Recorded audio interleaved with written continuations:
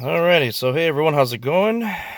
And did a video yesterday on giving you guys kind of an update on the Pontiac.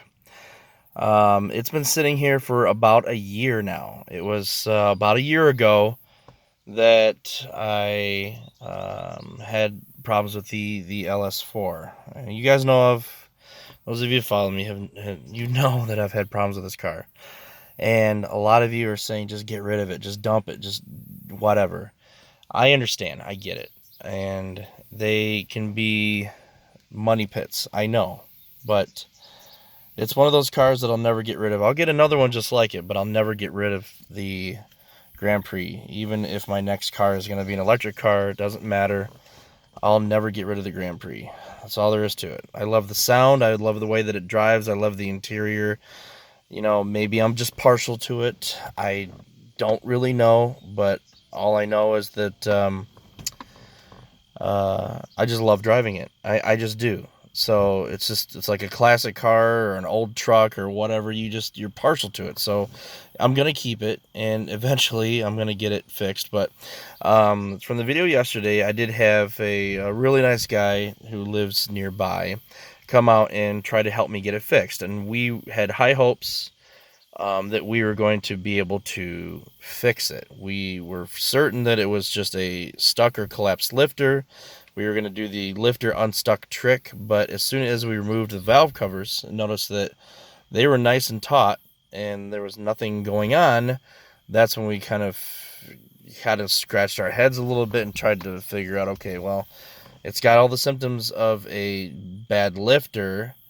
What's causing this noise? Now, a spun bearing, I know what they sound like.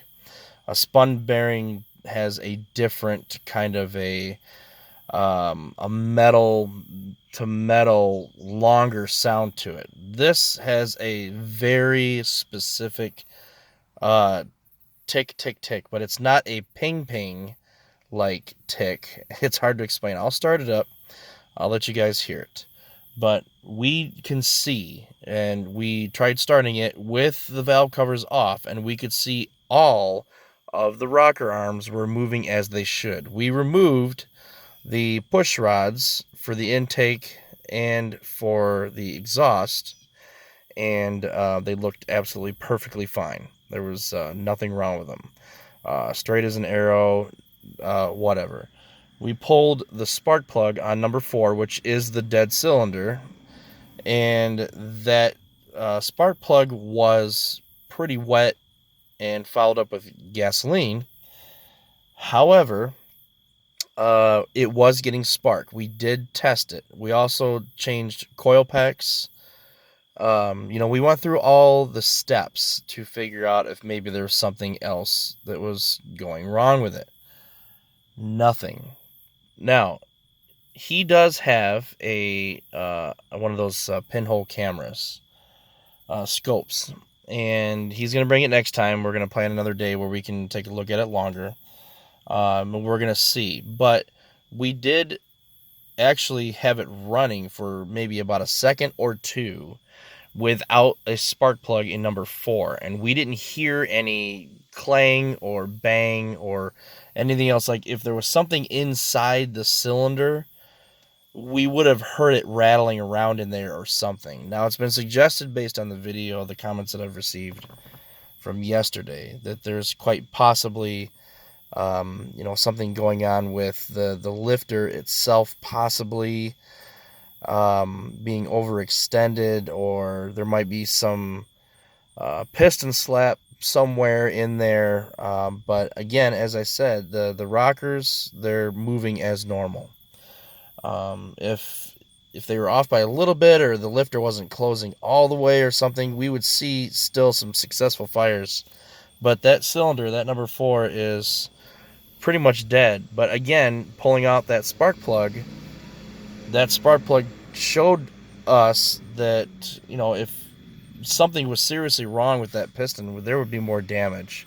But the plug looked fine other than it being wet with gasoline. Now, another symptom is that on startup, there will be oil that will obviously come out of the exhaust. You can see it burning. And then when the motor is warmed up, and it's at idle and it's sitting here warmed up, it smokes the oil pretty bad.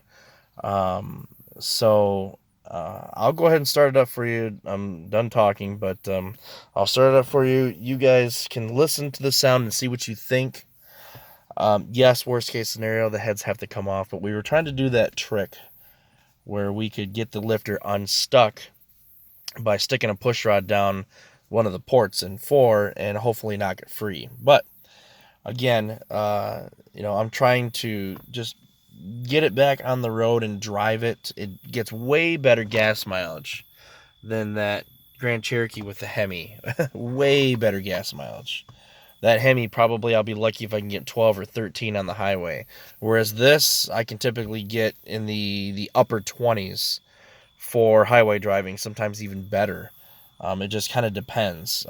Usually between 24 and 30 is my, depends on how fast I'm going, obviously.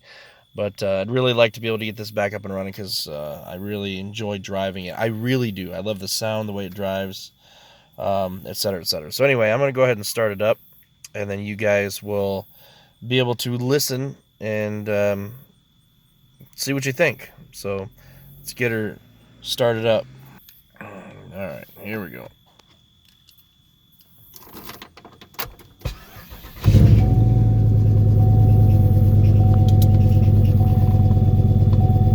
Now that squeaky sound is not the motor, that's actually the exhaust, because the flange that meets the downpipe, I don't know if you can see that or not, but there's smoke that always comes out the first couple of seconds, then goes away until it's completely warmed up.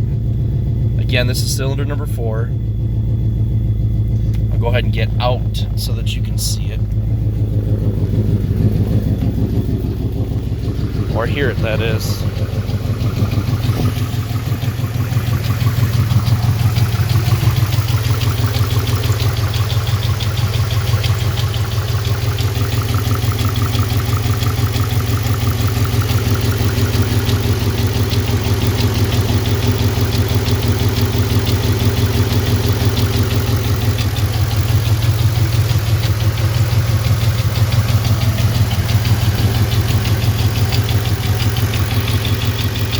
Definitely hear it on the backside. It is definitely number 4.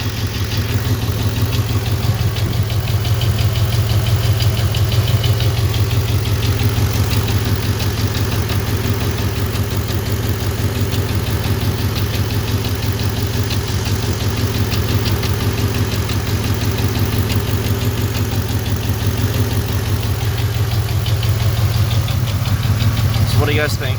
It's getting fuel, it's getting spark. So that's not a problem there. It doesn't change with RPMs either.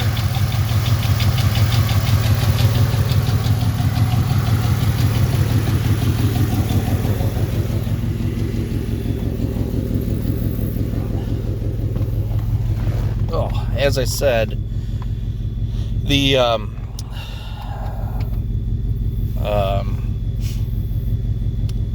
motor, eventually smoke will come out. There's no smoke coming out of it right now. The motor will eventually start to smoke when the idle comes down to operating temperature, and that's really common. But right now you can't smell anything. It's like nothing's going on. It's definitely retarding that cylinder. There's no doubt about that, and it doesn't matter whether or not that coil is plugged in, unplugged, if the wire's plugged in, if the injector is plugged in, it does not matter. It runs exactly the same. So, what do you guys think? Again, if I have to, of course I'm going to tear it all apart. But the issue really right now, and it's not really an issue. I don't mean to say it like it's an issue, but my priorities have changed to where my money is going elsewhere right now. Okay, that's all there is to it. The money is going to my wedding and homestead. I still would like to be able to get this up and running this fall if possible, and drive it till the first snow, and then drive the Jeep. and then be able to spend more time next year actually working on it and getting it, a proper build and things like that. But until then, I was really hoping for a quick fix. I know these LS4s, sometimes you can't get that quick fix. But what do you guys think? Again, let me know. And we're going to be getting a scope on it. I'll get a compression tester and check out the compression on that particular cylinder. We'll see what's going on with it. And hopefully we'll get something figured out here. So yeah. If you guys can help out, got any ideas, let me know. Thanks for watching. Thanks for your support, and take care.